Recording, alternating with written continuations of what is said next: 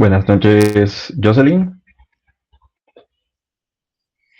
Buenas noches, ingeniero. El ingeniero Juan Bonilla me dijo que lo espera un minuto, que va a dar una breve introducción. Perfecto, sí, quería confirmar contigo si estaban listos para iniciar y si ya estaban todos los que estaban interesados conectados. Sí, unos minutos más, por favor, y comenzamos. Vale, no hay problema.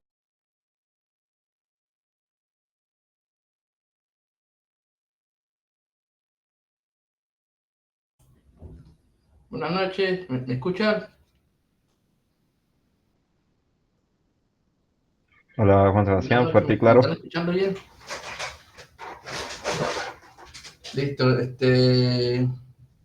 bienvenidos, estimados alumnos del curso de Mecánica de Suelos 1 y Mecánica de Suelos 2. Bienvenidos a... Ustedes saben que nosotros ya tenemos un equipo de triaxial y el siguiente ciclo vamos a adquirir el triaxial cíclico y otros dos celdas más para completar el triaxial estático por 3 celdas. Actualmente solamente tenemos una celda. Y eso ya va a estar disponible para ustedes, alumnos, para sus investigaciones y todo. Se van a dar cuenta que este es uno de los ensayos más importantes de la geotecnia en el área del laboratorio. Entonces, voy a tener el gusto de presentar a un colega mío que él fue prácticamente mi sensei. Yo con él aprendí desde mis primeros inicios de cuando era recién egresado y siempre hemos estado muy en contacto con estas personas de gran calidad, tanto humana como profesional. La verdad, acá va a tener la pequeña presentación la moderadora, mi practicante Jocelyn. Espero que disfruten esta gran presentación de mi gran amigo Marrugo. ¿Listo? Disfrútenlo. Listo, Sebastián. Bueno, muy buenas noches con todos. Mi nombre es Jocelyn Gómez, soy estudiante de noveno ciclo de la carrera de Ingeniería Geológica y actualmente, como mencionó Sebastián, me desempeño como practicante y una de las supervisoras del curso de Mecánica de Suelos del área de prácticas.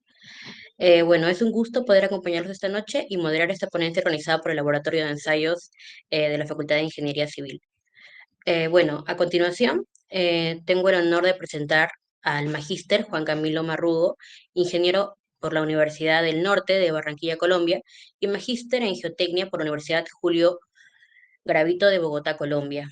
El ingeniero Marrugo cuenta con más de 10 años de experiencia profesional, destacando por su alto grado de especialización en amenazas, vulnerabilidad y riesgos de movimientos en masa. Ha colaborado con importantes entidades públicas de Colombia como el Servicio Geológico Colombiano, el Instituto Nacional de Vías y la Universidad Nacional para la Gestión de Riesgos y Desastres. Además, ha aportado su experiencia técnica en el sector privado, participando en proyectos como con reconocidas empresas de construcción e infraestructura como Marval y Amarillo. Le damos una cordial bienvenida y agradecemos su presencia en esta ponencia titulada Introducción práctica a los ensayos axiales, fundamentos y aplicaciones en la ingeniería geotécnica. Magíster Marrugo, el público es todo suyo.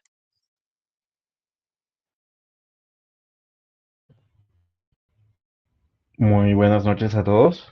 Mucho gusto, como ya me presentó Jocelyn y también con esas palabras que dijo Juan Sebastián. Mi nombre es Juan Camilo Marrugo. Ya mencionaron pues que soy ingeniero civil y que me dedico al área de la geotecnia. Entonces voy a aprovechar esta oportunidad de esta invitación que me hizo Juan Sebastián para explicarles un poco acerca del ensayo triaxial. Veo que ya están implementando ese tipo de equipos en el laboratorio, entonces es bueno hacerles como una introducción a ese ensayo. Vamos a hablar en cuanto al ensayo triaxial en diferentes niveles, que incluso si ustedes tienen algún conocimiento en el ensayo triaxial, pues también puede que se lleven algo de información nueva aquí en esta presentación. Y pues si no saben nada, vamos a repasar un poco algunos temas básicos o iniciales como para que lo puedan entender de mejor forma. Voy a apagar la cámara de forma que de pronto tenga mejor ancho de banda. Y ahora sí les voy a proyectar la presentación. ¿Me confirman si la están viendo?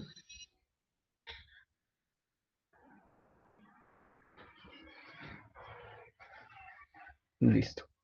Voy a estar viendo la presentación, entonces si de pronto tienen alguna duda o algo que comentar, les agradezco, pues de pronto me interrumpen o si prefieren lo podemos hacer hacia el final, porque no voy a poder ver si de pronto alguno levanta la mano o si de pronto hacen alguna reacción. Entonces, comencemos con esta presentación, que es la introducción práctica a los ensayos trexiales CU, UU y CD, fundamentos y aplicaciones en ingeniería geotécnica. Vamos a tener unos objetivos, una introducción general, vamos a hablar acerca de unas bases teóricas acerca del ensayo y así de igual manera vamos a presentarles la ejecución y algunas de las aplicaciones que eso tiene. Entonces los objetivos de esta presentación va a ser que comprendan cuáles son los fundamentos del ensayo traxial. Vamos a compararlo con otros ensayos que son de naturaleza similar, como son el corte directo, la compresión inconfinada, la consolidación, que comparten ciertas cosas y pues que se pueden obtener resultados, algunos similares, otros no tanto. Diferenciar los diferentes tipos de ensayo triaxial estático, en este caso son el CU, UU y CD, reconocer la importancia de esos parámetros que se pueden obtener con estos ensayos y asimismo, pues aplicar los resultados en problemas geotécnicos reales. Comencemos entonces hablando de qué es el ensayo triaxial. Entonces, el ensayo triaxial es una prueba de laboratorio de mecánica de suelos y de rocas. Se utiliza para obtener parámetros de resistencia y de deformación. ¿Qué parámetros de resistencia vamos a obtener de un ensayo triaxial? Generalmente lo que está asociado a la teoría de Mohr-Coulomb, es decir, cohesión y ángulo de fricción interno. ¿Sí? Entonces, ¿de qué va este ensayo? Pues que vamos a someter una prueba, a una probeta que es cilíndrica, le vamos a aplicar un confinamiento lateral, es decir, le vamos a aplicar carga en los ejes horizontales, en los dos ejes horizontales, y al mismo tiempo vamos a aplicar una carga desviadora en el eje vertical, y por ende estamos aplicando carga en los tres ejes. De ahí viene su nombre, triaxial. Tri de tres y axial de eje. Entonces, ¿quién creó este ensayo triaxial? Es el ensayo triaxial surgió a partir de los esfuerzos de muchos investigadores, pero quien lo propuso inicialmente y se ideó el primero de este tipo de ensayos correspondió a Arthur Casagrande allá en la década de 1930 en el MIT y que sentó las bases pues, para los ensayos triaxiales no modernos y también para todos los procedimientos que se han estandarizado acerca de saturar, consolidar y cortar la muestra. ¿Sí? Entonces, esta fue una contribución muy importante para la mecánica de suelos, pero que también estuvo apoyado con muchos otros investigadores de la época. Entonces, la siguiente pregunta sería, ¿para qué hacemos el ensayo traxial? Entonces, como ya les había avisado desde antes, o dicho un poquito adelantándome a lo que está presentándose ahora en pantalla, este ensayo nos permite determinar cómo es el comportamiento mecánico de los suelos en unas condiciones en las que estamos controlando tanto los esfuerzos que le estamos aplicando alrededor a la muestra, como el esfuerzo desviador con el que la estamos fallando. También podemos controlar otras condiciones como son el drenaje o como lo son incluso la medición de presión de poros. ¿Sí? Entonces, este ensayo nos permite obtener algunos parámetros del suelo tanto como lo son cohesión y ángulo de fricción interna, como podrían ser en algunos de esos tipos de ensayos también resistencia al corte no drenado. ¿Sí? Y como aquí también tenemos una gráfica de esfuerzo de formación, pues también podemos obtener el módulo de Young. Es decir, es un ensayo bastante completo que nos da bastante información y que se puede utilizar en un sinfín de aplicaciones en la ingeniería geotécnica. Comparándolo con otros ensayos, los ensayos más cercanos y que son de común uso en los laboratorios de geotecnia se encuentran los ensayos de corte directo, comprensión inconfinada y el de consolidación edométrica. En cuanto al corte directo, se parece mucho en que también se obtienen parámetros similares, se obtiene la cohesión y se obtiene el ángulo de fricción interna. Sin embargo, se desvía un poco en la forma que se aplica. Si de pronto tienen en mente cómo se hace un ensayo de corte directo, nosotros ubicamos una muestra, le aplicamos una carga para fallarla sobre un plano muy determinado. Entonces, se difiere bastante en ese sentido, que acá es una prueba, una probeta muy grande en comparación. Una probeta para un ensayo de corte directo es un disco pequeño de apenas unos 50 o 60 milímetros de diámetro, y una altura de unos 20 milímetros. En cambio, en corte directo, pues estamos hablando de una probeta de alrededor de unos 100 milímetros de alto por aproximadamente unos 50 milímetros de diámetro. Entonces, siempre hay unas diferencias importantes en cuanto al tipo de probeta que se está ensayando. A su vez, la forma en que se hace el ensayo de corte, nosotros estamos forzando una superficie de falla. En cambio, en el ensayo triaxial, nosotros dejamos que esa falla se ubique en donde prefiera generarse dentro de la muestra. Es así como nosotros lo cargamos verticalmente, pero nos puede aparecer una superficie o un plano de falla diagonal dentro de la misma muestra. El ensayo de compresión y confinado es un poco más similar en cuanto a la ejecución. Utiliza probetas similares, ¿sí? Son muy parecidas, pero este ensayo es exclusivamente para obtener parámetros no drenados. El ensayo triaxial nos permite obtener resultados tanto drenados como no drenados dependiendo del tipo de ensayo que hagamos y dependiendo de las condiciones en que lo hagamos. Y en comparación con el ensayo de consolidación, el ensayo triaxial, si bien obtiene ciertos parámetros de consolidación, no es tan fuerte por ese lado en cuanto a que el tipo de consolidación que se está aplicando es una consolidación isotrópica, es decir, que es igual en los tres ejes, ¿sí? Aplicamos una carga alrededor de la muestra. En cambio, en la consolidación edométrica o unidimensional es, como bien se dice, unidimensional. Solamente estamos aplicando carga en el eje vertical.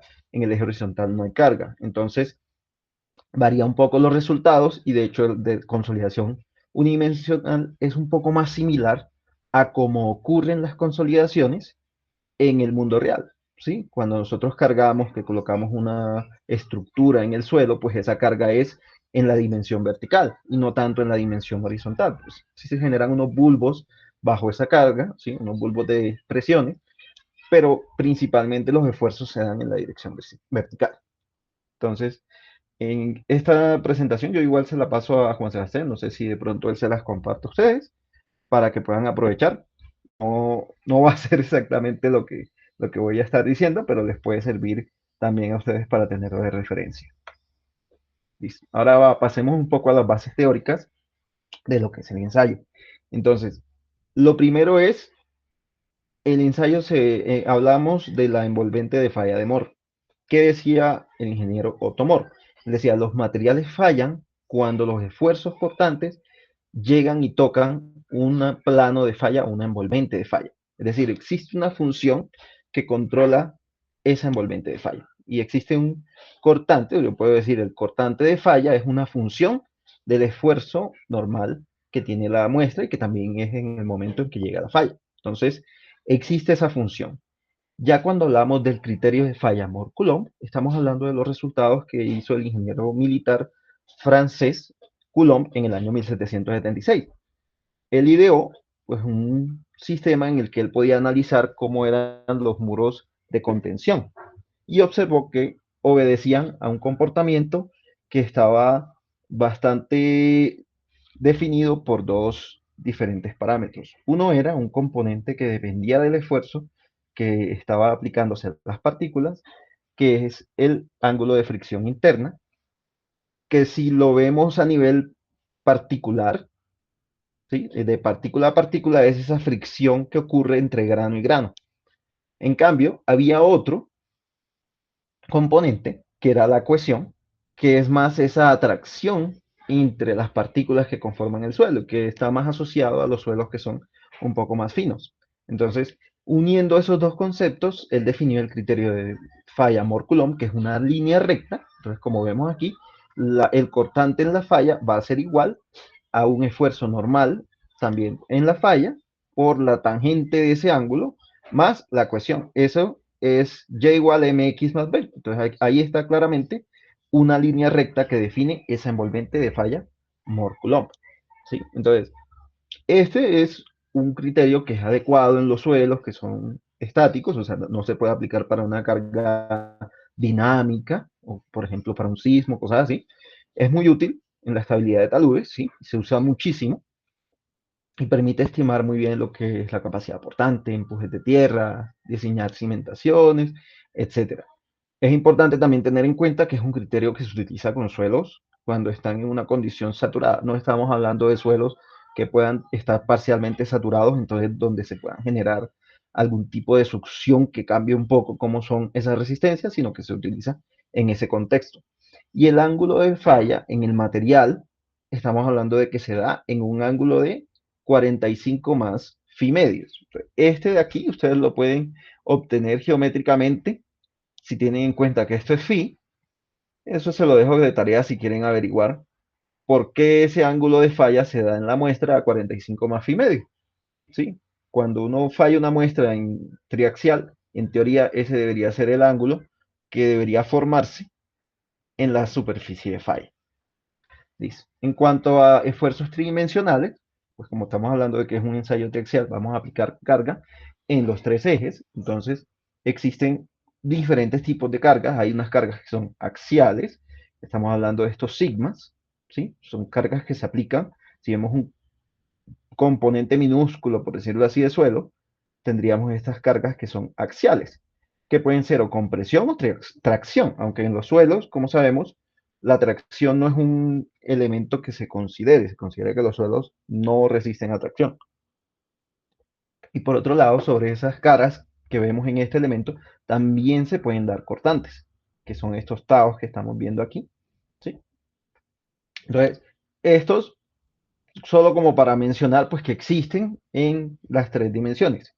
¿Qué sucede? Que cuando nosotros hacemos el ensayo triaxial, lo horizontal es igual, entonces solemos omitir una de esas dimensiones, ¿sí? Porque en este caso, siempre lo que va a pasar es que van a existir esfuerzos principales, ¿sí? Los esfuerzos principales que se presentan en un suelo son sigma 1, sigma 2 y sigma 3. En el caso de un ensayo triaxial, si nosotros aplicamos un esfuerzo envolvente o de confinamiento a la muestra y luego aplicamos una carga más alta en otro eje, pues ese eje pasa a ser el eje principal. Entre menor el número, más alto el valor de el esfuerzo que se está aplicando al material.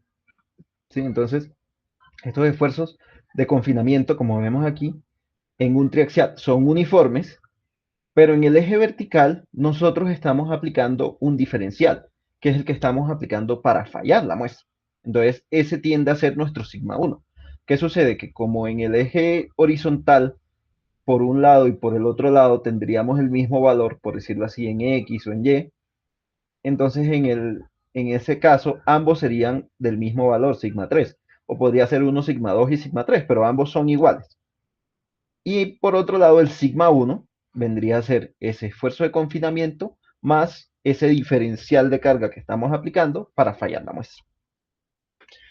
Y por último, hablando del criterio de Tresca, este es un criterio que es un poco más aplicado a suelos que son no drenados. Cuando nosotros tenemos suelos no drenados, bueno, en condiciones no drenadas, lo que estamos diciendo es que no se han dado esos tiempos para que el suelo se consolide, disipe excesos de presión de poro, etc. Entonces, se estima o se tiene, según lo que dice la literatura, que nuestro suelo, indiferente del esfuerzo inicial, va a fallar a un mismo nivel de cortante.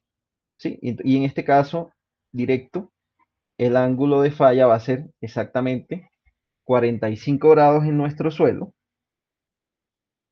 Entonces, vamos a tener una envolvente que es completamente horizontal, si la comparamos a lo que nos daba el criterio de Mohr-Coulomb, ¿sí? Porque ese phi es cero, ese ángulo de fricción interna es cero. Entonces, directamente es una envolvente horizontal y no importa ese confinamiento que tenga la muestra, va a fallar a un mismo nivel de resistencia. Ese nivel, ese cortante en la falla, se le conoce como la resistencia al corte no drenado, que se puede llamar como CU, o en algunas literaturas se le conoce como SU. Y finalmente, los esfuerzos totales y efectivos tienen que ver con la presencia del agua en el suelo. Entonces, los esfuerzos efectivos los solemos marcar como, en este caso, un sigma con un apóstrofo, o prima, como le quieran llamar, ¿sí? Y es un esfuerzo al que se le está restando la presión de poros. La presión de poros, recordemos, es la presión que se genera por la presencia de agua en las muestras. Y en este caso particular, la podremos medir dentro de nuestro ensayo triaxial y que de pronto en otro tipo de ensayos no se puede medir. No se puede medir, por ejemplo, en el ensayo de corte directo, es un ensayo que se hace si bien saturado, no se hace con medición de presión de poros. Acá en el ensayo triaxial sí lo vamos a poder hacer. ¿Sí? Entonces, ¿cómo calculamos esos esfuerzos de confinamiento? Le restamos el valor de la presión de poros y con eso vamos a obtener cuáles son esos confinamientos o bueno, esos esfuerzos axiales, en este caso el sigma 1 y el sigma 3, efectivos. ¿Qué sucede? El cortante no se ve afectado porque el agua como tal no resiste cortante. En ese caso, nosotros lo que vamos a tener es un traslado de ese círculo de Moore, ¿sí? Se va a trasladar a otra posición, simplemente, dependiendo de ese valor de la presión de poros. Ese cambio de presión de poros que se da cuando estamos haciendo los ensayos triaxiales puede ser tanto positivo como negativo, es decir, puede que cuando nosotros carguemos la muestra, la presión de poros aumente o disminuya respecto al inicio del ensayo. Eso tiene implicaciones diferentes. ¿Sí? Lo normal y lo que suele ser más usual es que aumente. ¿Sí? Nosotros cargamos la muestra, aumenta porque el agua toma más de esa carga antes de transmitírsela al suelo. Entonces, como toma la carga, aumenta la presión de poros, entonces este valor de U es positivo y se traslada hacia acá.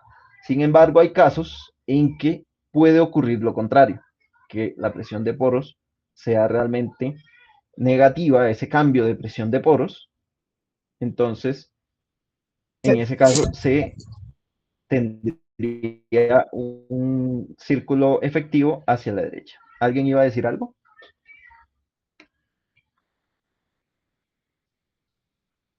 Bueno, entonces continuamos. Entonces, para la ejecución misma del ensayo triaxial, vamos a hablar acerca de los tipos de ensayos triaxiales inicialmente. Entonces, tenemos el ensayo UU, no consolidado, no drenado. UU significa unconsolidated, undrained. ¿Sí? Esa U es de no consolidado, esta U es de no drenado. Entonces, este es un ensayo rápido. Es muy similar a un ensayo de compresión inconfinada, con la diferencia de que se hace con confinamiento. Colocamos la muestra y le ponemos una carga alrededor y con eso, cuando vamos a fallarlo, lo fallamos a velocidades similares a las que se hacen en los ensayos de compresión inconfinada, pero con ese confinamiento. Entonces obtenemos datos no drenados como son el CU, ¿sí? Pero también podemos obtener otros valores como por ejemplo el módulo de Young. En cuanto al ensayo consolidado no drenado, entonces es consolidado, es decir, consolidated, y U, que es undrained, no drenado. Entonces, este ensayo se hace aplicando la presión de cámara, la muestra se satura, la muestra se consolida y luego de que se satura y se consolida es que se pasa a la etapa de falla. Entonces es consolidado y cuando estamos fallando no drenamos, es decir, no permitimos que salga agua de la muestra cuando la estamos fallando. Con esto lo que podemos hacer es medir los cambios de la presión de poros. El ensayo consolidado drenado es un ensayo un poco más lento, precisamente porque para que sea drenado tenemos que permitir que los aumentos de carga sean lo suficientemente lentos como para que no hayan picos de presión de poro, de incremento de presión de poro dentro de la muestra, sino que se liberen esos excesos de presión de poro un poco más lento y siempre se den en condición drenada. Y lo vamos a ver un poco más adelante, cómo es que se da eso de que es un poco más lento. Estos dos ensayos, el consolidado no drenado, el CU, y el consolidado drenado, nos dan resultados que son en función de Moore-Coulomb, es decir, nos van a dar un valor de cohesión y un valor de ángulo de fricción interna. La diferencia es que el ensayo consolidado no drenado nos va a dar resultados totales y resultados efectivos, mientras que el consolidado drenado solamente nos va a dar resultados en esfuerzos efectivos. Entonces, los tipos de ensayos triaxiales, está el UU, CU y CD. Entonces, no va a haber consolidación en el ensayo UU, no va a haber drenaje durante la fase de corte y se obtiene el CU, la resistencia al corte no drenado, y se suele hacer para suelos cohesivos. El ensayo consolidado no drenado sí va a tener una consolidación. No vamos a permitir el drenaje, pero vamos a medir la presión de poros, los cambios de presión de poros. Entonces vamos a tener resultados tanto totales como efectivos. Se suele hacer para cohesivos saturados. Y por otro lado se tiene el ensayo consolidado drenado, en donde vamos a consolidar, vamos a permitir el drenaje.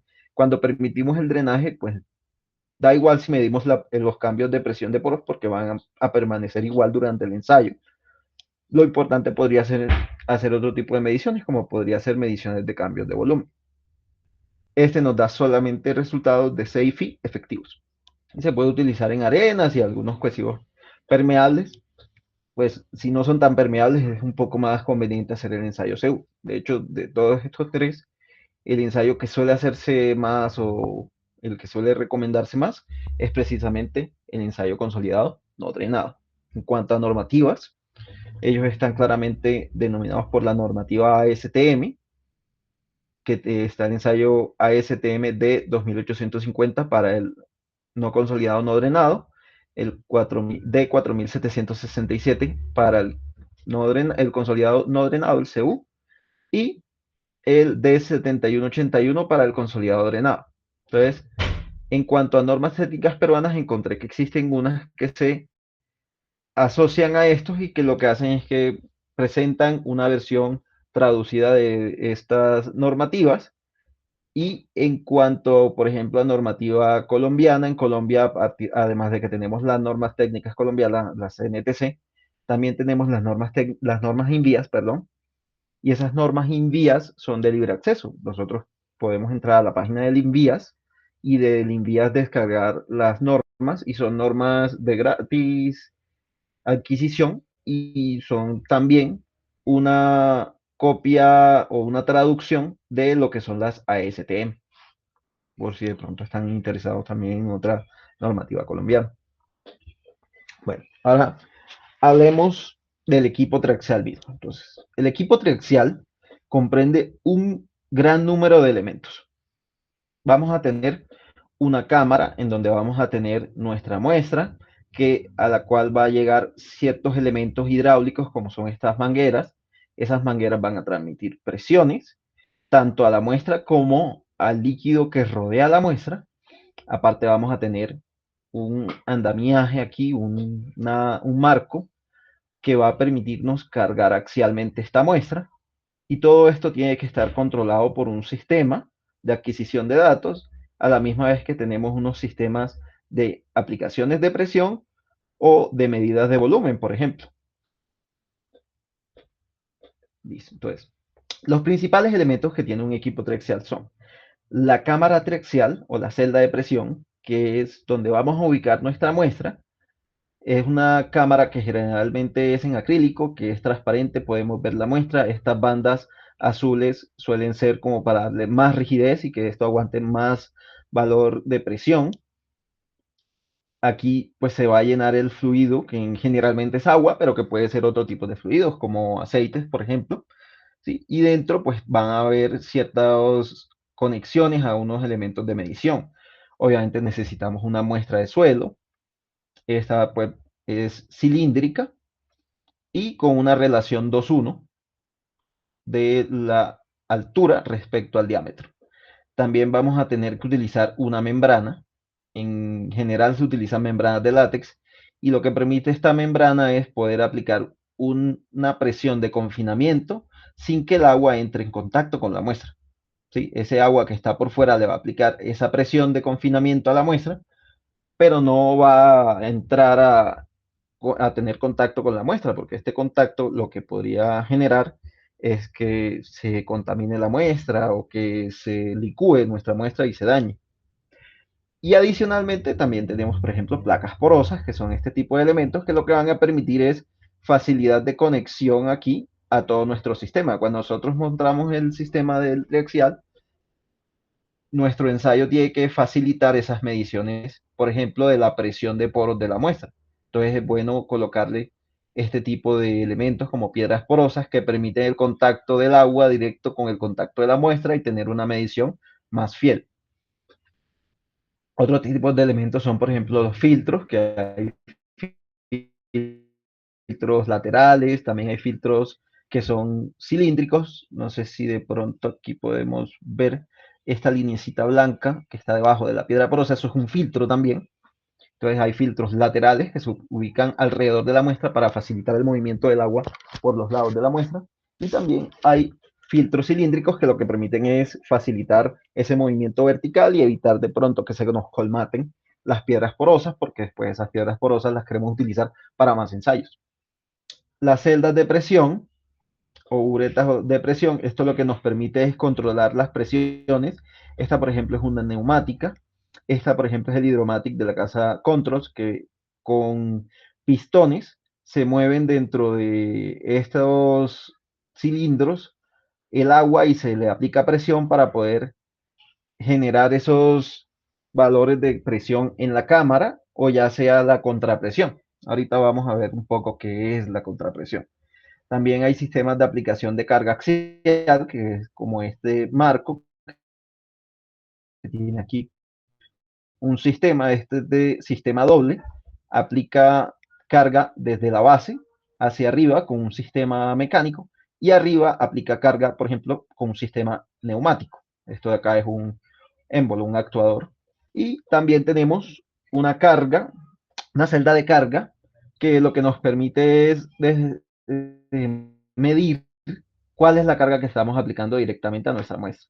También necesitamos medidores, entonces tenemos transductores de desplazamiento como este que nos permite medir el cambio axial de la muestra, transductor de volumen como este de aquí que nos permite medir cuánta agua entra o sale de la muestra, transductores de presión como estos de acá que nos permite medir tanto la presión en la cámara, la contrapresión, la presión de poros. Necesitamos además sistemas de adquisición y muy importante que a veces no se menciona, también se necesitan bombas de vacío. Este es un esquema de cómo es un equipo triaxial en funcionamiento. Tenemos la muestra con sus piedras porosas, tenemos aquí unas mangueras que van en contacto con la muestra en la parte superior y que por ahí vamos a permitir que se dé la contrapresión. La contrapresión es esa presión que nosotros aplicamos directamente a la muestra.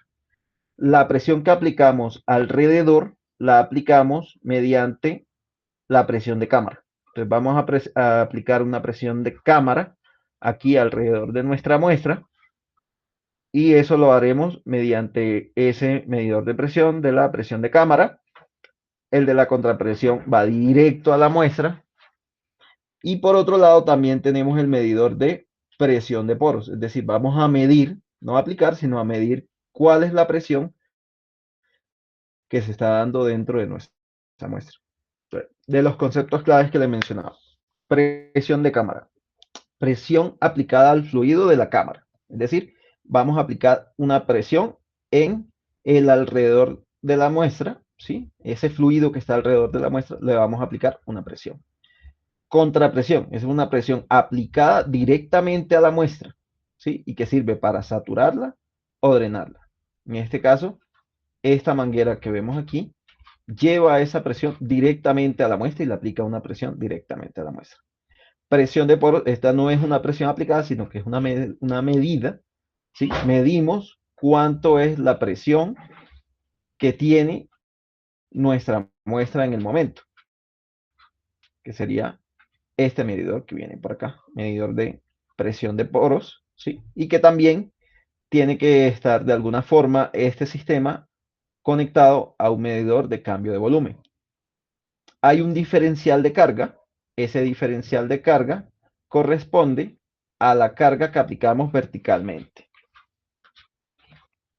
Y otros conceptos claves para tener en cuenta son los parámetros de Skempton. Los parámetros de Skempton relacionan aumentos en la presión de poros respecto a cambios, por ejemplo, de esa diferencial de carga o cambios en la presión de cámara. Entonces, estos parámetros de Skempton son importantes para revisar ciertos aspectos del ensayo triaxial. Particularmente el parámetro E se usa en saturación. El parámetro A no se usa tanto, pero nos sirve para determinar si nuestra muestra está dilatando o se está comprimiendo. ¿sí? Es una muestra normalmente consolidada, entonces va a comprimirse, a densificarse durante el ensayo. Si no, es una muestra que ya está muy densa, entonces cuando comenzamos a fallarla, va a comenzar a hacerse un poco menos compacta y en ese caso va a dilatar como tal. Bueno, la preparación de la muestra. Como ya les había dicho, utilizamos probetas cilíndricas con una relación de 2:1. Se pueden muestrear de diferentes formas. Una es con este tipo de elementos, que son elementos para extrusión con tubo delgado, de pared delgada. Y lo que hacemos es hincarlo dentro de la muestra y luego con este elemento de madera, este dolly, sacamos del muestreador la muestra. Entonces tenemos nuestra muestra cilíndrica perfectamente armada. También se pueden utilizar algunos otros elementos como este, que utiliza este mismo sistema, pero entonces ya es un poco más mecanizado, menos manual. También se puede utilizar el cortador de hilo e ir rotando la muestra e ir cortando con este elemento. O incluso es posible armarla, compactarla dentro del mismo sistema con este tipo de elementos. Esto es un molde bipartido de arenas. Este uno lo coloca en la celda triaxial y va llenando la arena y va compactando el material y lo puede armar con arena suelta, porque también permite el ensayo hacerse con arenas sueltas en el caso de ser necesario. Luego de eso tendremos el montaje del ensayo. Entonces la muestra se va a ubicar sobre la base y luego de ubicada, pues lógicamente ya con su piedra porosa, con el disco, el filtro de disco, arriba también otro filtro, otra piedra porosa. En este caso estamos utilizando un filtro lateral. Estos filtros laterales aplican solamente para los ensayos que son drenados. Si los ensayos no son drenados, no sirve de nada este filtro lateral. Luego de eso vamos a ubicar la membrana de látex, la cual vamos a asegurar muy bien con arosellos, que son unos O-rings, se le conocen, son como una O, unos anillos de caucho, que lo que permiten es agarrar bien esa membrana y no permitir el ingreso del agua a la muestra. Si nosotros tenemos ingreso del agua a la muestra, agua de la cámara, el ensayo ya no sirve. Particularmente es una de las razones por las cuales los ensayos de triaxial se deben detener o así estén finalizados, no sirven porque hubo entrada de agua. Esta membrana suele ser bastante frágil luego de haberse utilizado. O sea, se pueden reutilizar, pero luego de haberse utilizado suelen ser bastante frágiles. Entonces, a veces se perfora y ya no sirve. Si ya se perfora, ese ensayo ya no se puede utilizar. Para la etapa de saturación, en algunos casos incluso, podemos incluir o inducir un chorro de dióxido de carbono dentro de la muestra. Lo que va a hacer es que va a ocuparse en los poros, en los vacíos de nuestra muestra, y eso va a facilitar la saturación, ¿sí? Y luego de que ya nosotros hayamos ubicado la membrana y todos los elementos, por ejemplo, este tubito que vemos aquí es el que transmite la contrapresión a la muestra, que como recordamos es la presión que nosotros aplicamos directamente a la muestra. Entonces, ya que ubiquemos todo eso, pues podemos ubicar la membrana, perdón, la celda, y ya con la celda, pues podemos llenarlo de agua y ubicarlo en el marco de carga si queremos. Etapas del ensayo. Entonces, la etapa de saturación es una etapa en la que buscamos llenar todos esos vacíos de la muestra, todas esas porosidades con agua. Es decir, el parámetro de saturación tratamos de que llegue a un 100%. Lo más probable es que no vamos a llegar a que sea el 100% exactamente, pero es lo que intentamos hacer, tratar de que llegue al 100%. Este pues es una etapa que no va a aplicar para los ensayos no consolidados, pues porque como no se va a consolidar, no se necesita saturar. Es un diagrama de flujo en el que nosotros vamos a aplicar aumentos de presión de cámara. Cuando yo aplico ese aumento de presión de cámara, el agua que está dentro de la muestra va a tratar de tomar parte de esa carga y el esqueleto mineral va a tratar de tomar otra de esa parte. Entonces, por decir algo, si yo le aplico 50 kilopascales de presión lateral o de presión de cámara, el agua, por decir algo, puede tomar 30. Ese 30 yo lo divido sobre 50 y eso me da el B de Skempton, es decir, 0.60. 0.60 no es mayor que 0.95, que es el valor que nosotros estamos buscando para verificar que esté saturado. Entonces, como no es mayor, entonces yo todavía no tengo una muestra saturada. Entonces, aquí en este cuadro de decisión, digo, no, no es mayor. Entonces, tengo que aumentar la contrapresión. Entonces, yo voy aquí a subir la contrapresión a un valor por encima de ese 30, digamos 40. Entonces, ¿qué voy a hacer? Que aquí, al haber 40 y aquí haber 30, se va a generar un desequilibrio y el agua va a ir de donde hay mayor potencial a menor potencial. Como aquí en la contrapresión tenemos 40 y en la muestra tenemos 30, entonces va a haber entrada de agua a la muestra y se va a saturar. Luego de que yo haga eso, vuelvo y aplico un aumento de presión de cámara y vuelvo y verifico cuánto me da el valor del B de Skempton. Así, en ese ciclo, aumento este, luego aumento este. El aumento de contrapresión sirve para saturar. El aumento de presión de cámara sirve para verificar si ya está saturado o no. Entonces yo hago este ciclo hasta que en algún punto ya mi B no es 0.91, sino que ya me da 0.95 y ya puedo pasar a la siguiente etapa, que es la etapa de consolidación. Entonces, en la etapa de consolidación, esta nuevamente no aplica para ensayo no drenado, pues lo que buscamos es que el suelo ya esté consolidado. Entonces, esto se hace, pues por lo que les decía, estamos hablando de que estamos trabajando en Mort-Coulomb. Estos son ensayos que van a tener una parte de resultado drenado, otra parte de resultado no drenado. En el caso del CU, el caso del ensayo drenado, pues efectivamente es un ensayo drenado. No podemos tener esos aumentos de presión de cámara o esos incrementos de presión de poros, perdón. Entonces tenemos que tener una muestra consolidada. Aquí vamos a hacer lo contrario. Aquí lo que vamos a hacer es que vamos a aumentar mucho la presión de cámara manteniendo la contrapresión. No vamos a movilizar la contrapresión, la dejamos quieta y aumentamos la presión de cámara. Eso, si tenemos una muestra saturada, va a hacer que la presión de poros aumente, porque al estar saturada, la presión de poros va a tomar la mayor parte de esa carga. Si veníamos de un B de Skempton de 0.95, pues el aumento que hagamos de presión de cámara va a llegar en un 95% a la presión de poros. Entonces, si yo terminé la etapa de saturación, mi presión de poros estaba en 100 kilopascales y aumento la presión de cámara de 100 a 300 kilopascales, pues mi suelo va a tener una presión de poros final de 290. Es decir, aumenta 190, que es el 95% de 200 kilopascales, que es lo que aumentamos la presión de confinamiento o la presión externa que tiene aquí, la presión de cámara. Si no cambiamos la contrapresión, esta contrapresión estaba en un valor cercano a 100 también. Pongamos que estuviera, no sé, en 90. Entonces, como esta contrapresión está en 90, la presión de poros se encuentra en 290, pues hay una diferencia de aproximadamente 200 kilopascales.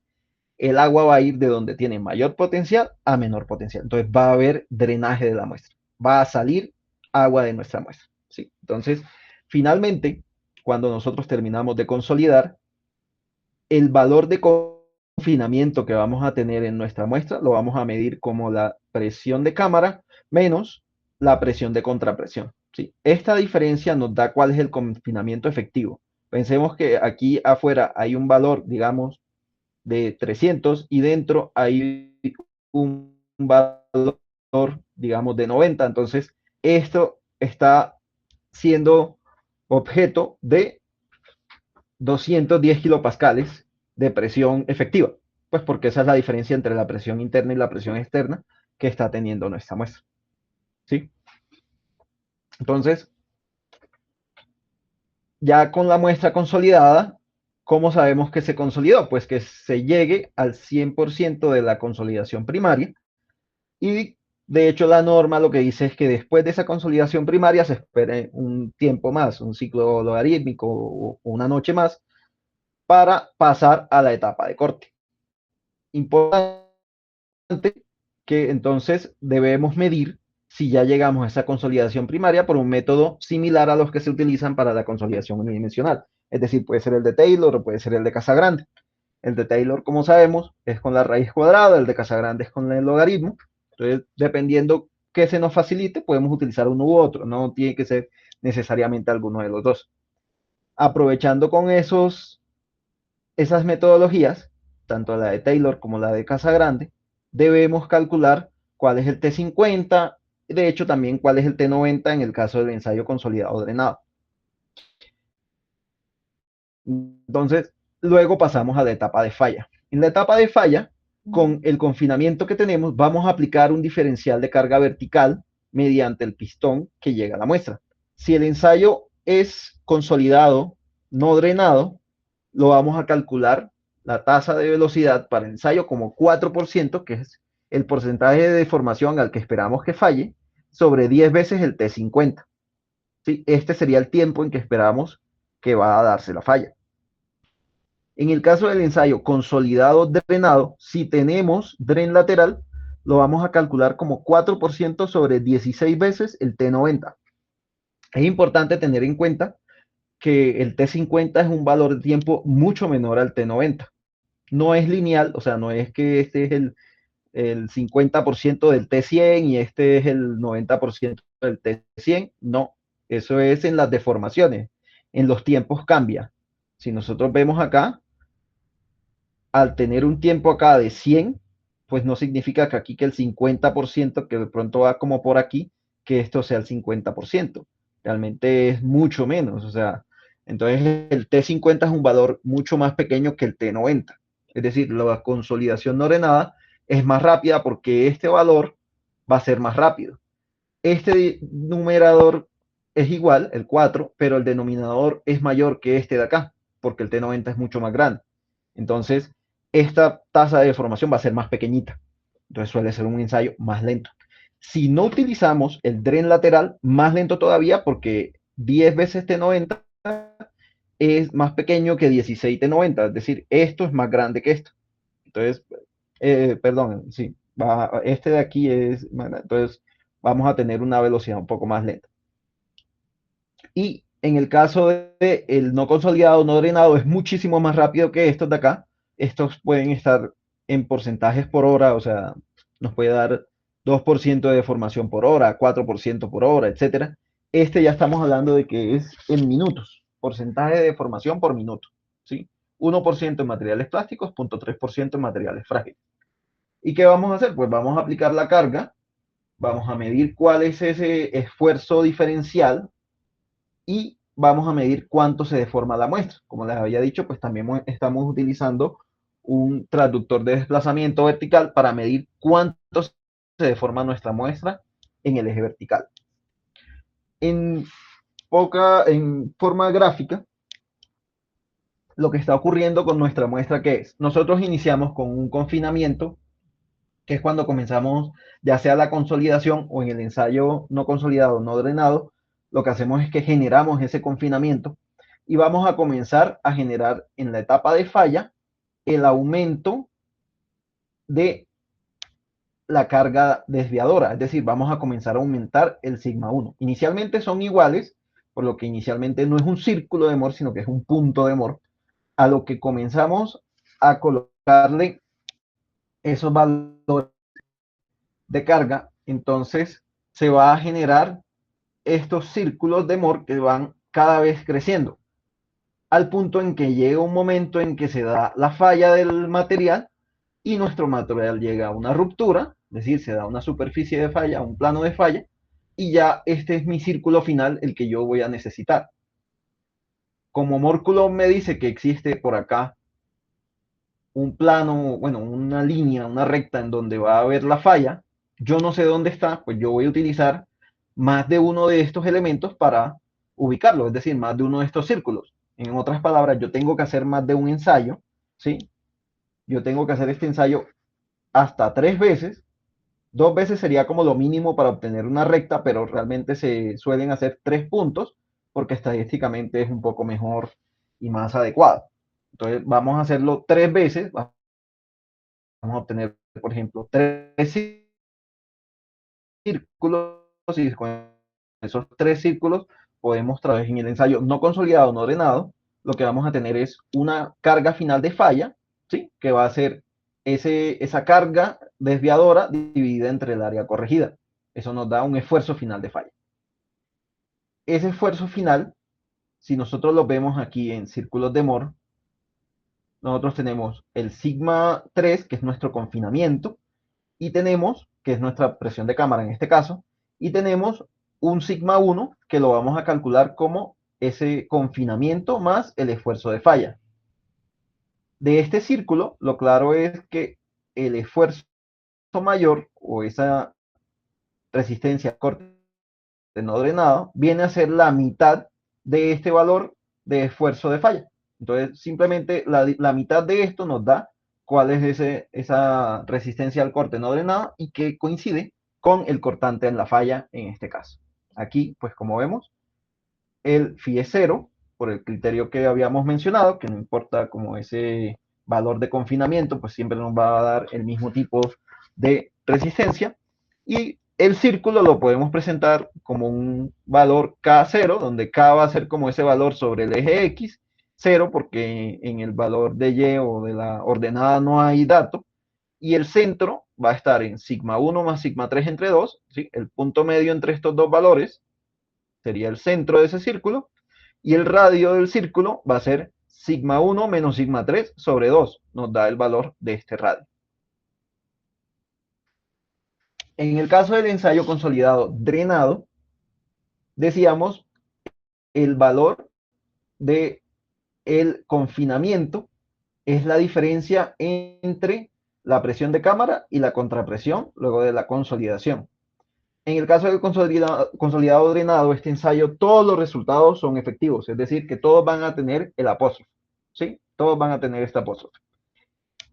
La diferencia de carga aplicada, que nos da aquí este caso el sigma 1 del punto 1, este es el sigma 3 del punto 1, esta diferencia acá viene a ser este delta sigma, ¿sí? Es la carga que aplicamos hasta que llegó a la falla, ¿sí? Por ende, sigma 1 es el sigma 3 más esa diferencia, ¿sí? Sigma 1 es sigma 3 más este valor.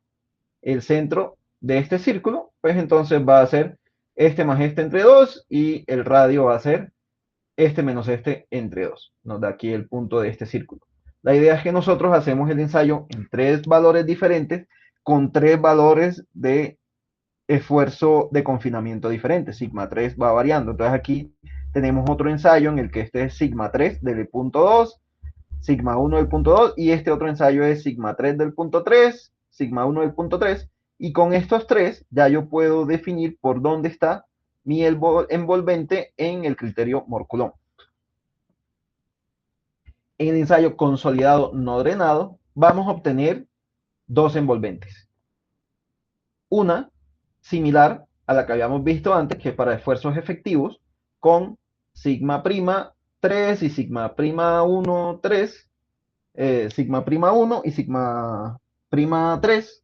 Vamos a generar los círculos efectivos, pero a su vez también los vamos a hacer con los sigma 1 y sigma 3, que son los totales. Entonces vamos a obtener dos duplas, C y Phi y C' y Phi'. ¿Sí? Vamos a obtener los dos. ¿Sí? Estos son importantes porque estos esfuerzos totales los podemos utilizar en condiciones transitorias en los que requeramos de pronto considerar el efecto del agua. En cambio, estos esfuerzos efectivos, pues lo que vamos a hacer es considerar una situación un poco más futura en la que ya esos esfuerzos del agua, esa presión de poros, ya se disiparon esos incrementos y ya tenemos la condición final, ¿sí? Es bueno considerar diferentes etapas, no solamente la etapa final, sino como las etapas iniciales, por eso también se consideran estos esfuerzos totales y también es bueno considerar estos esfuerzos no drenados, que pueden ser como los esfuerzos inmediatos, apenas yo cargo el suelo, este podría ser el criterio de falla a tener en cuenta. También, acá en este caso, pues se va a ejecutar 3 veces, ¿sí? En este caso, estamos viendo que los efectivos, estos valores efectivos, se encuentran a la izquierda, es decir, U siempre fue positivo. ¿Sí? Como U se resta, siempre fue positivo. Este fue un suelo que no estaba tan denso y que se densificó durante la etapa del ensayo. Si hubiese ocurrido lo contrario, que se hubiese dilatado el suelo, lo que pasa es que el suelo cambia de volumen, ¿sí? Pasa de una condición más densa a una menos densa por la aplicación de la carga. Entonces, como cambia de volumen, hay más volumen, entonces quien toma esa diferencia de presión es el agua, entonces cambia y la presión de poro disminuye, entonces lo que va a pasar es que se suelen generar estos círculos del otro lado cuando el suelo dilató, ¿sí? Como para mencionar un poco eso, de pronto si en algún momento escuchan algo de la dilatancia, es ese efecto. Ahora vamos a pasar a ver unos ejemplos con unos ensayos ejecutados en la empresa de consultoría donde yo trabajo. Entonces aquí tenemos, por ejemplo, una muestra que es de un proyecto que teníamos con un instituto acá distrital, al cual nosotros le aplicamos el ensayo CU, consolidado no drenado. Entonces tenemos esta muestra y aquí tenemos la muestra en la falla. No se nota mucho, pero la superficie de falla venía por acá. De pronto ahí, si lo notan, pues se ve aquí como hay un pequeño cambio. También es de anotar que las fallas no siempre se presentan sobre un plano de fallas. Si el suelo es muy plástico, lo que va a presentar es abombamiento. La muestra se va a dilatar un poco horizontalmente y va a quedar como chatica, por decirlo así. Entonces aquí vemos las etapas de saturación, en que nosotros comenzamos, hicimos incremento de presión de cámaras, medimos cuánto cambió la presión de poros y aquí tomó un 30% de ese cambio. Entonces pasamos, hacemos la etapa de saturación, es decir, aumentamos la contrapresión y luego de eso bajó. Bueno, son cosas que a veces ocurren en el laboratorio, de que dan unos resultados que son como poco lógicos, pero que es lo que ocurre. Y luego de eso ya comenzó a subir más progresivamente hasta que llegamos al punto 95. Este punto 95 es el punto en el que nosotros decimos, efectivamente ya podemos decir que la muestra está saturada, porque es que el parámetro de Skempton nos está diciendo pues que la presión de poros tomó el 95% de la presión que aumentó la presión de cámara. Listo. Pasamos a la saturación y aquí podemos ver cómo cambia de altura nuestro elemento a medida que va pasando el tiempo. Aquí lo vemos contra la raíz del tiempo, es decir, aquí nosotros hicimos un análisis por Taylor, definimos cuál era nuestra zona recta, definimos esa, ¿sí? 1,15 veces esa, cortamos por aquí, ese era nuestro T90, y por otro lado definimos cuál era nuestro T100 y nuestro T50. Aquí calculamos el T50, que es el que se utiliza para calcular la velocidad de falla en el ensayo CU. Y luego de eso pasamos a la falla. Aquí podemos ver que esta muestra comenzó a aumentar su esfuerzo desviador, pero que a medida que se da esa deformación, si bien al principio comenzó a subir la presión de poros, luego de un tiempo bajó. Es decir, luego de un tiempo esta muestra mostró dilatancia. ¿Sí? Tenemos aquí un cambio de presión de poros negativo, es decir, el parámetro A de Skempton en este caso sería negativo. Cuando es negativo, la muestra ha dilatado. Si lo vemos acá, en ese círculo era el morado, acá arriba estaba por aquí, iniciada en un valor, pongamos que de 40 kilopascales, y ya acá está con un valor de sigma 3 de alrededor de 60. ¿Sí? Entonces, en ese sentido, nuestra muestra ya acá dilató. De hecho, aquí el cambio entre el ensayo en esfuerzos totales y el efectivo nos muestra que la cohesión bajó, pero el phi subió en el efectivo. Bien, vemos aquí la diferencia entre uno y otro. Este es un ensayo UU, no consolidado y no drenado, simplemente se le aplicó una presión de cámara de 48 kilopascales y luego se comenzó a cargar hasta el punto en que llegó a 33,79 en la falla. Es este punto más alto acá. Ese es el Q sub U. La resistencia al corte no drenada CU o SU, dependiendo de qué parte de la literatura, de este es un poco más europeo, es la mitad de ese. ¿Sí? Y lo podemos ver aquí en el círculo. Aquí estamos en 48 con el valor de Q que era 33,79, pues da 82 más o menos. Y aquí nos da el valor de esa envolvente, que era 16,79, ¿sí? 16,90, perdón. Sí. Esa es en nuestra gráfica de Tau contra Sigma. Y bueno, ya para finalizar, en cuanto a las aplicaciones que pueden tener este tipo de ensayos, pues existen muchas aplicaciones dentro de la geotecnia. Lo más importante es pues que nos permite obtener los parámetros de resistencia cortante del suelo, la cohesión y el phi. ¿Sí? Podemos utilizarlos en análisis de estabilidad de taludes, de cortes, muros de contención. También podemos obtener ciertos parámetros de deformabilidad. De hecho, en el ensayo U que estábamos viendo, aquí se calculaba ese módulo de elasticidad con esta zona inicial recta. De aquí nosotros podemos obtener, como este es esfuerzo contra deformación unitaria, podemos obtener el E, módulo de Young. También podemos evaluar el comportamiento del suelo en algunas condiciones, ¿sí? Es muy útil para el diseño de las cimentaciones de las edificaciones o de las obras de contención incluso, pues ellas también tienen que tener la comprobación de la cimentación. También nos permite determinar cuál es la respuesta drenada y no drenada, lo que veíamos, los análisis a corto plazo o a largo plazo. Y en elementos como excavaciones, presas de tierra, ¿sí? Nos permite obtener esos valores de resistencia y poder evaluarlos. También es muy útil para calibrar modelos que son netamente analíticos o, bueno, numéricos, como lo son los elementos finitos. La metodología de elementos finitos pues permite calibrar ciertos parámetros, por ejemplo, lo que tiene que ver con los modelos hiperbólicos, para método, por ejemplo, de hardening soil o soft soil, pues se utilizan mucho los resultados de triaxiales, sirve para analizar estabilidad de múltiples elementos geotécnicos como diques, presas, etcétera, terraplenes, y también pues evaluar la influencia del confinamiento y del drenaje en suelos cohesivos y granulares y obtener pues datos para diseño de obras de contención como ya les había comentado. En aplicaciones puntuales que les puedo mostrar, nosotros pues le quería mostrar esto a Juan Sebastián. Esto es de la ciudad de donde él proviene.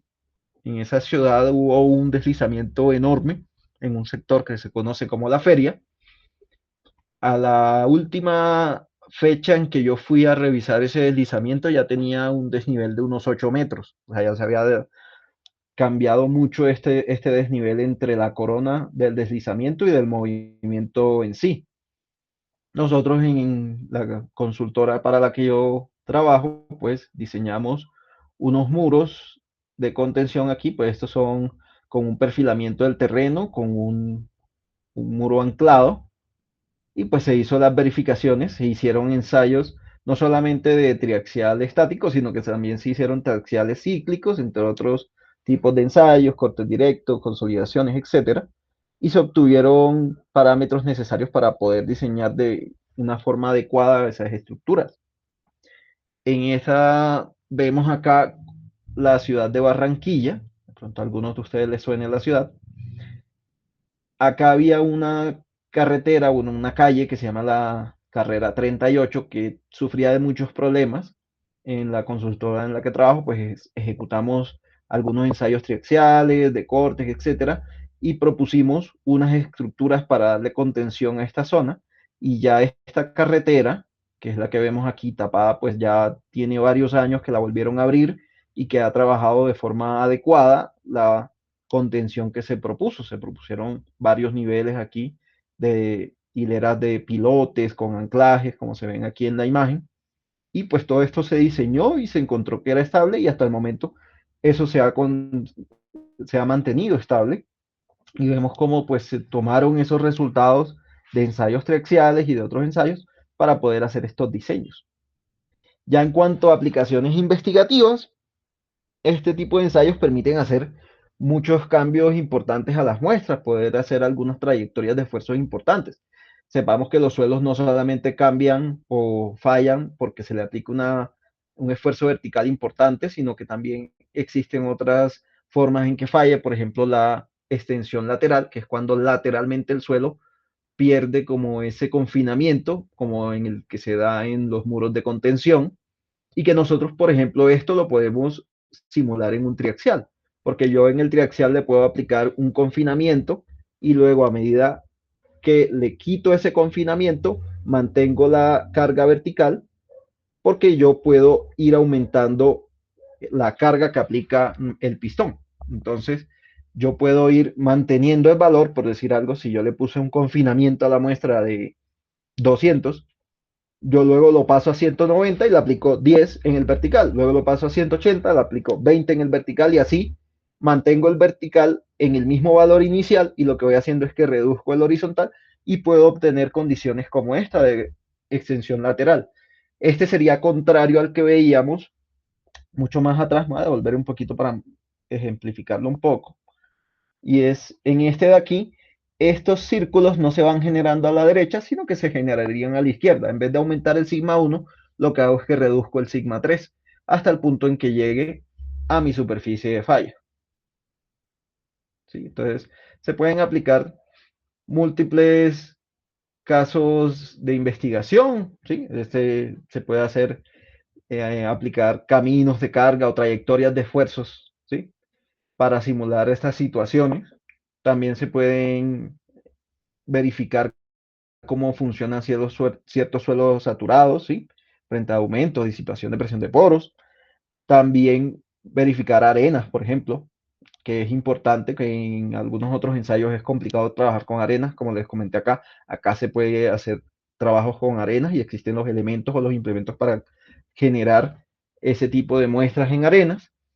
También se pueden utilizar, por ejemplo, para mejorar modelos del comportamiento del suelo, como veíamos en la parte de soft soil o hardening soil, que ya son unos temas un poco más avanzados, modelos como el CAMPLAY, etcétera, que ya requieren unos datos más específicos y que no son tan fáciles de obtener con otros tipos de ensayos.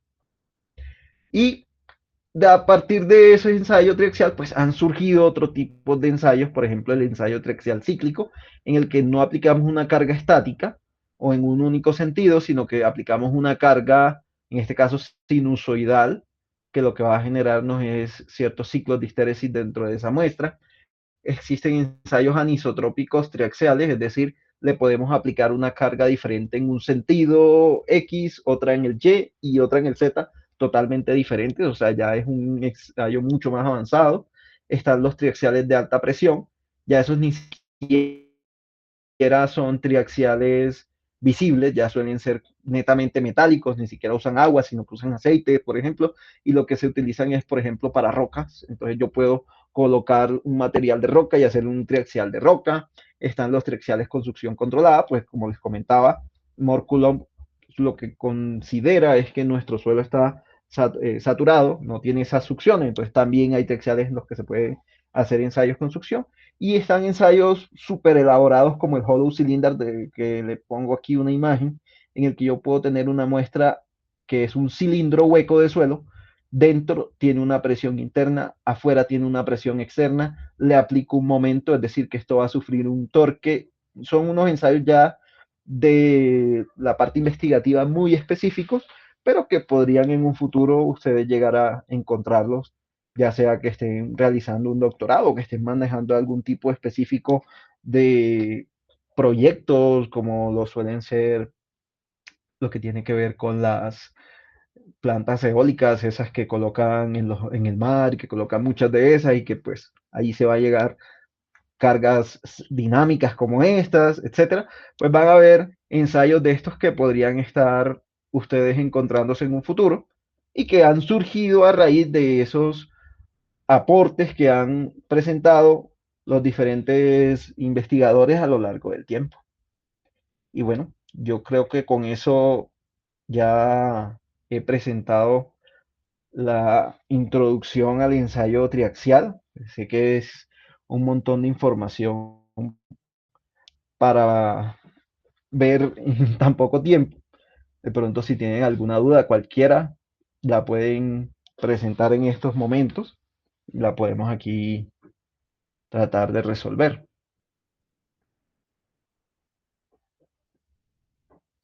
Muchas gracias, Magíster Marrugo, por esta excelente ponencia y por compartirnos sus valiosos conocimientos sobre los ensayos triaxiales y sus aplicaciones en la ingeniería geotécnica.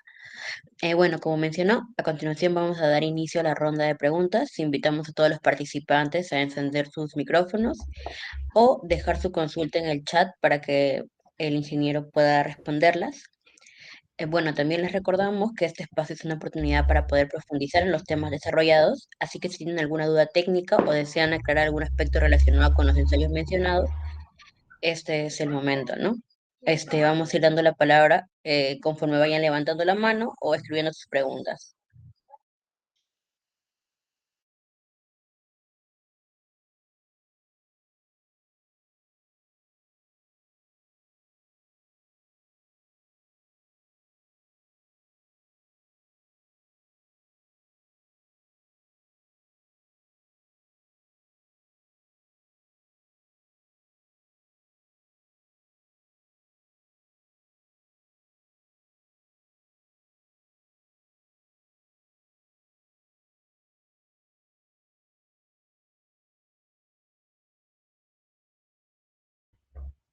Hola Juan Antonio. En el ensayo UU no se suele saturar la muestra. Ese ensayo pues simplemente se suele fallar en la forma en que viene. Ya de pronto si por algún tipo de condición específica uno quisiera saturarlo, pues de pronto porque uno quiere trabajarlo en esa forma, pero no es algo que se suela hacer. Se suele decir es que el ensayo se hace para suelos que donde se muestreó pues está saturado. ¿Sí? Pues porque estamos hablando de una condición no drenada. Entonces suele ser en esa forma, pero no se suele saturar dentro del mismo ensayo, no suele hacerse.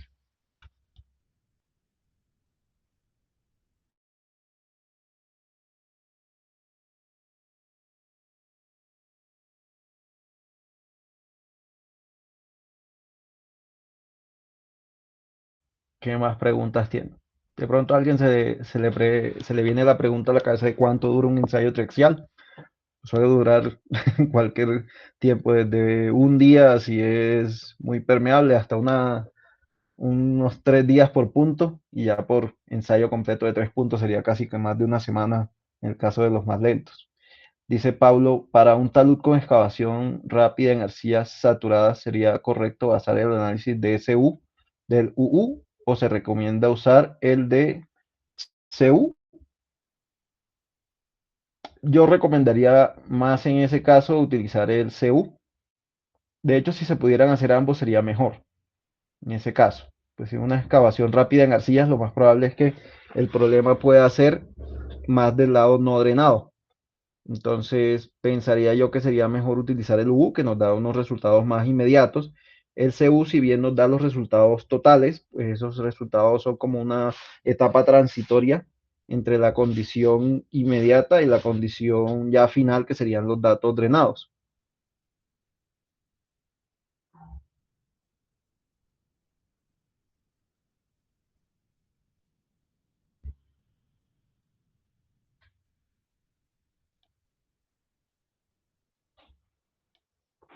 En casos de diseño, recomendaría utilizar el U o el CU.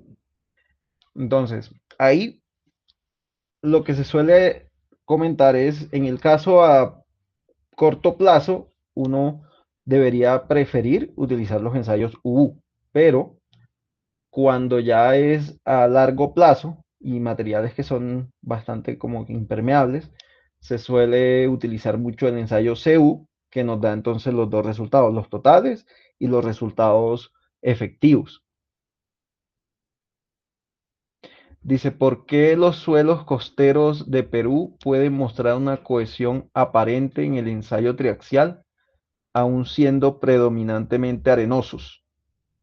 Bueno, ahí podría estar un poco asociado a lo que hablábamos de esa succión que se presenta en los materiales cuando no están completamente saturados. Entonces, cuando se tiene ese tipo de esa saturación parcial, se puede dar una cohesión, ¿cómo decirlo? Como no es fantasma, sino como una cohesión como aparente.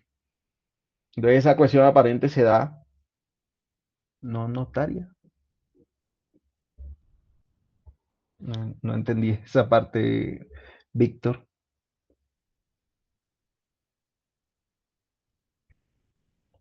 Sí, esa cohesión aparente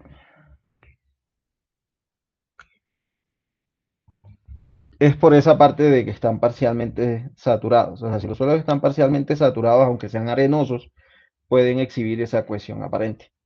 ¿Sí? No tengo, digamos, experiencia específica con los suelos costeros de Perú, pero es lo que suele ocurrir. ¿Por qué se elige una muestra cilíndrica en lugar de otra forma para el triaxial? Siempre me he preguntado, bueno, esa es una pregunta interesante y la realidad es que se suele utilizar muestras cilíndricas porque facilitan, por un lado, el montaje y por otro lado, la parte de la membrana.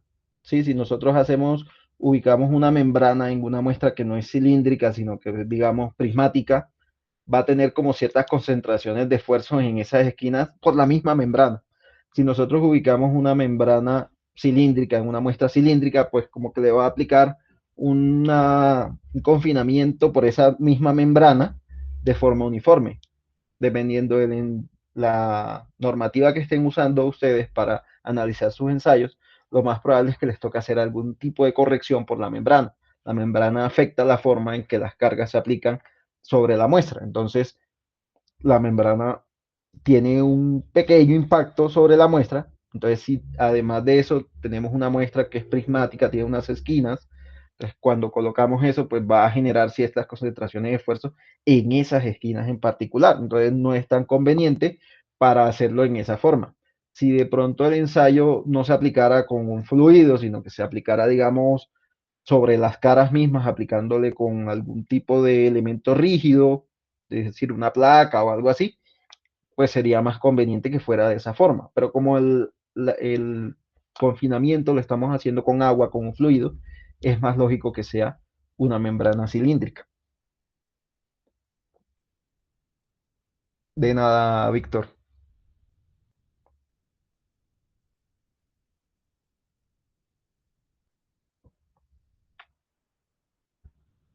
¿Cuál es la ventaja del ensayo UU frente a otros tipos de ensayos triaxial como CU? Más que todo las diferencias. Bueno, el UU es un ensayo muy rápido, lo podemos hacer en un día, no tenemos que hacer más de un punto, solamente con un punto. Como veíamos, es un ensayo que diferente de confinamiento, pues vamos a esperar una, un CU o una resistencia al corte no ordenada muy similar. Entonces es un ensayo muy rápido, realmente en un día uno puede tener un ensayo listo. Es muy similar a una compresión inconfinada, entonces lo normal que suele hacer la gente es hacer la compresión inconfinada, que es muchísimo más sencilla con ensayo U. No tengo que montar la cámara, no tengo que poner el agua, etcétera. En cambio, el ensayo CU fue un ensayo primero que necesito hacer 3 puntos, que tengo que saturar y consolidar y que entre esas dos acciones fácilmente se me puede ir un día y fallarlo fácilmente se me va a otro o medio día del siguiente día. Para tener un resultado CU, pues yo estaría demorando por ahí unos 5 o 4 días para tener ese único resultado. Entonces, suele ser un ensayo un poco más demorado. La ventaja que tiene el CU es que me da resultados totales y efectivos. Entonces los totales los puedo asociar un poco a esa condición inmediata, los efectivos más hacia esa condición futura.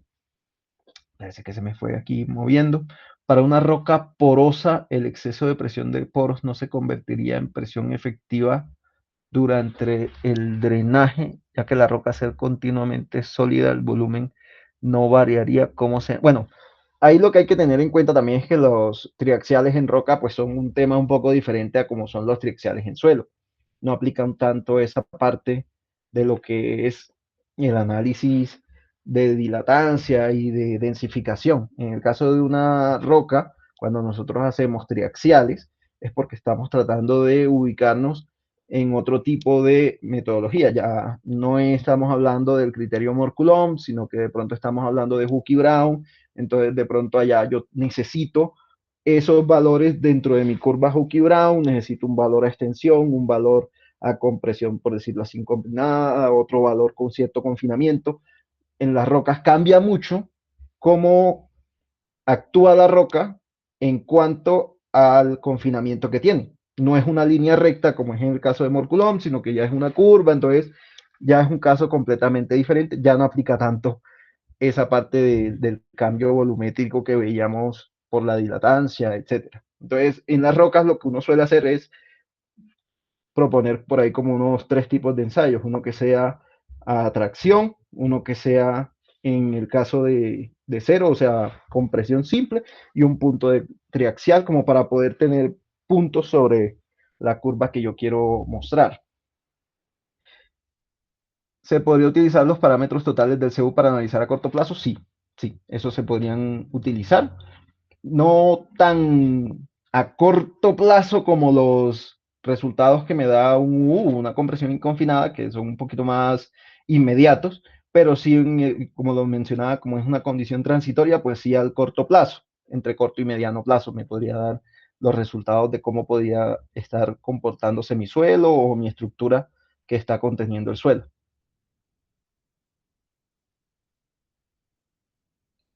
¿Qué diferencia hay entre los resultados del laboratorio y el comportamiento real del suelo en campo? Bueno, digamos que las diferencias que nosotros podemos presentar es que el suelo en el laboratorio lo tenemos en unas condiciones muy específicas. Esa condición de que el suelo por todos los lados tiene la misma presión no suele ser tan cierta en ciertas condiciones en el suelo. Por ejemplo, si yo tengo un muro y yo tengo aquí mi material de suelo, verticalmente va a tener un esfuerzo vertical equivalente al suelo que tiene encima. En la dirección hacia el muro va a estar con un esfuerzo horizontal que es el esfuerzo activo de lateral de tierras. Pero en el otro sentido, como no se está moviendo, está en una condición de reposo. Entonces, en los 3 ejes va a tener un valor diferente de esfuerzo. Entonces ya no estamos hablando de que es el círculo de Moore convencional, sino que es un círculo que tiene unos círculos internos, o sea, ya es una condición tridimensional de esfuerzos diferentes. Entonces hay ese tipo de diferencias. Esas no las puede emular bien el ensayo triaxial, porque a pesar de que le está aplicando carga en los 3 ejes, los 2 ejes horizontales van a tener la misma carga. Yo no le puedo poner en un eje un esfuerzo activo y otro eje acá el esfuerzo en reposo y acá el esfuerzo vertical. No, no llega hasta ese nivel de detalle el ensayo. Entonces, esas es como las diferencias que puede tener, que es para condiciones en las que en el suelo, mi suelo como tal alrededor va a tener unos valores muy similares. Igual, cuando uno trata de hacer ese tipo de diseños de un muro, etcétera, pues es muy similar, no hay una diferencia muy notoria, entonces pues se puede seguir aplicando, pero tiene esas diferencias. El suelo en su estado natural va a tener unos comportamientos muy diferentes a veces a los del laboratorio y puede que la otra diferencia es la misma incertidumbre que va a tener el suelo en la zona. Si yo saco una muestra a cierta profundidad, a veces no se comporta igual a la que está arriba o a la que está abajo, y yo estoy diciendo que todo se comporta como esta. Entonces, ahí van a haber ciertas diferencias importantes.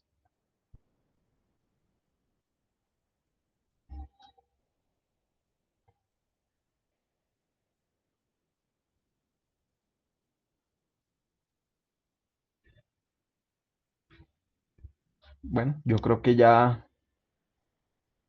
fueron todas Eh, las preguntas. sí, bueno, muchas gracias al Magíster Juan Camilo Marrugos por su valiosa exposición y gracias también a todos los asistentes por habernos acompañado esta noche y formar parte de este espacio de aprendizaje. Bueno, espero que los conocimientos compartidos sobre los ensayos triaxiales sean de gran utilidad en su formación y práctica profesional. Bueno, les deseamos buenas noches a los invitados y a seguir atentos también a las ponencias organizadas por el laboratorio de la Facultad de Ingeniería Civil. También, por favor, voy a enviar un form para que puedan rellenar sus datos y para que se les pueda hacer llegar el certificado pues de la clase del día de hoy, ¿no? Por favor, los invito a completar el form. Y creo que hay alguna otra pregunta. Si es que no hay más, eso sería todo.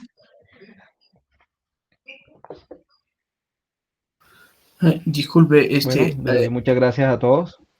Sí, te escucho. Efraín.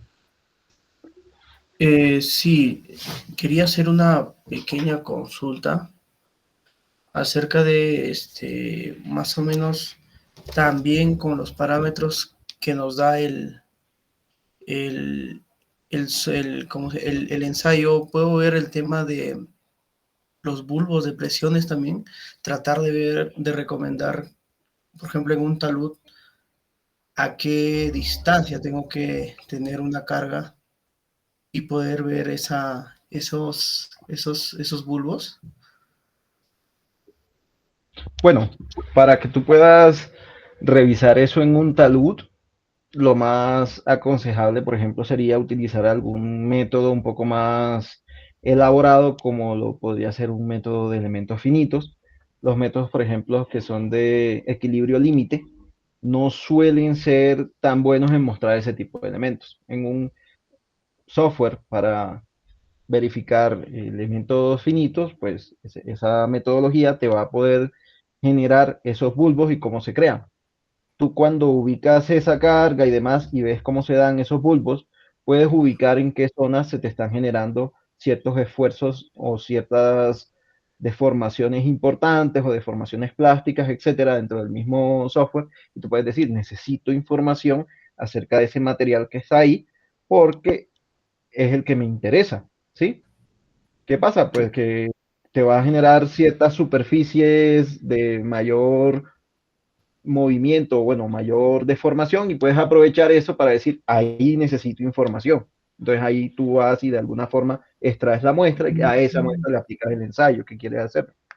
Ah, exacto. Ya, muchas gracias.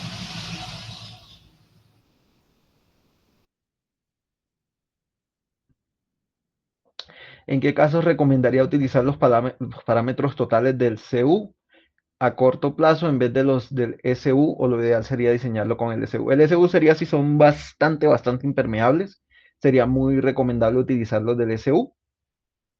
Bueno, del U sería en este caso, más bien, o sea, el que nos permite obtener el SU o el CU, y el ensayo CU, que nos permite obtener valores totales y valores efectivos, ese entonces sería en suelos que de pronto no son tan permeables, pero que entonces pueden desarrollar ciertos incrementos de presión de poros al momento de cargarlos, por la estructura o al momento de que tenga que contener el suelo, etcétera. Entonces, si es una condición muy rápida, yo tengo que hacer una excavación, tengo que poner una tubería y después tengo que llenar nuevamente, yo recomendaría más bien algo que me dé parámetros directamente no drenados, ¿sí? Los parámetros totales sería de pronto si yo voy a tener una excavación, va a demorar un tiempo como que en esa excavación abierta, luego de un tiempo, entonces de pronto va a quedar con una estructura y demás, entonces va a tener un cambio en el tiempo, entonces sería conveniente ahí en ese caso tener tanto los totales como los efectivos para ver cómo va cambiando en el tiempo, pero si es algo muy inmediato y rápido, lo ideal sería utilizar un ensayo que le dé a uno parámetros no drenados directamente, es decir, ya sea una compresión inconfinada, si de pronto es algo muy superficial, o sea, de pronto tiene un confinamiento específico a cierta profundidad, entonces más bien utilizar un ensayo UU y ponerle un confinamiento a ese ensayo muy similar al de las condiciones que estamos tratando.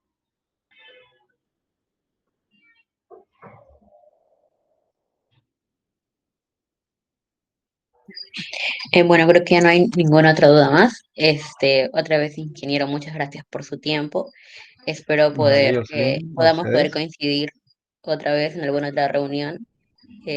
Muchas gracias, ingeniero. Eso sería todo por la ponencia del día de hoy. Sí, vale, sí. Muchísimas gracias a usted, gracias por las preguntas.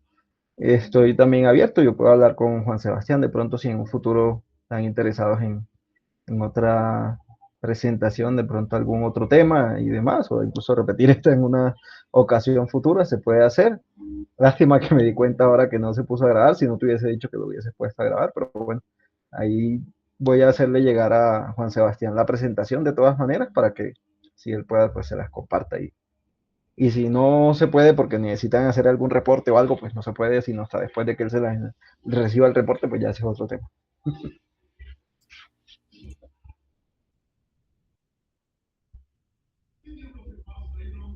Listo, ingeniero, muchas gracias. Bueno, voy a proceder a cerrar la sesión. Buenas noches con todos, buenas noches, ingeniero. Muy buenas noches a todos, muchas gracias por su asistencia. Hasta una ocasión más contemporánea.